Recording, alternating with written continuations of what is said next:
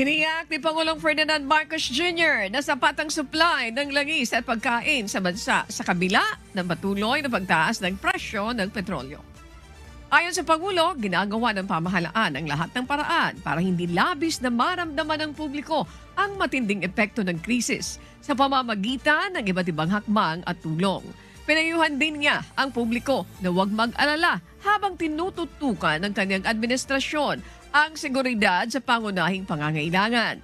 Sinabi ng Pangulo na patuloy ang pag-iimbak ng langis at pagkain upang matiyak na hindi magkukulang sa merkado.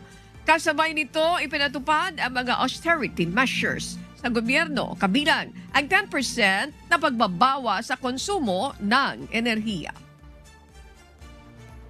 Basta we want to keep as much as possible.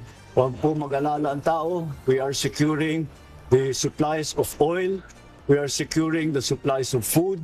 And so far, sapat naman ang ating mga supply, ang ating mga naka-stock na sa langis at saka sa pagkain.